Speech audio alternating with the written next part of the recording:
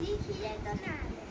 પૂછી જાય યાર એના પૂછી જાય તું આખી એક આપણા પણ ઈ તો મમ્મી યાર મને યાર ઈ તો ખાલી એમને એમ ખીજાતા હોય યાર. સિરીઝ તો નહીં આગળ મજાક કરશે. એને તકલીફ છે એટલે બિચારો છે પણ ઈ તો અમારી આગળ મજાક જ કરતા હોય. એ બધા માણસને ખબર જ છે. ચાલે ભૂયા મજા બધાને આખા આપણા કોસાવાળાને ખબર છે કે એમને છે એવું આવી રીતે બોલવાની આદત. તો પછી આપણે શું આ કરવું? તો એવાળા થઈ ગયા બધું સેન કરવું પડે ને પણ પછી મમ્મી ઈ તો ઈ કેમ હા એ ગાડી ચાલે કહેવાય પછી બીજો કરશું પાછું મમ્મી પણ એમના મનમાં પછી કઈ હોય નહીં. ઈ કઈ લે એવું કહી દેશું મેં એમને સોરી કીધું તું બરાબર. તેમને શું કીધું કે ભાઈ તું તો અમારી જ છો. તેમને કઈ કીધું કે આજે કાલે આવું ના બોલાય આમ કે ભાઈ તું છોકરું છે.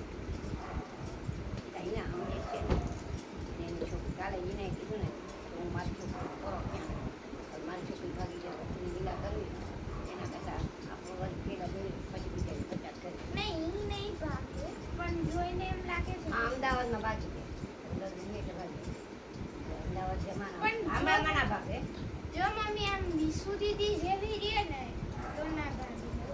નાચું દીધી તો મા બાપનું નામ લાગે જો દીભાઈની કઈ અલગ જ વાત છે કારણ કે ઈ છોકરો છે બરાબર.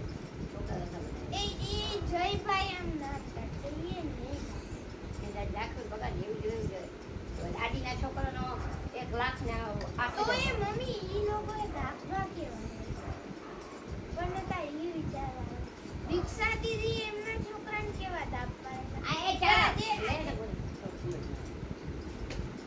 જો આજે દીક્ષા દીદી દાખમાં ગયા હોય તો જ એમના છોકરાને હેન્ડલ કરતા આવડતા હોય ને.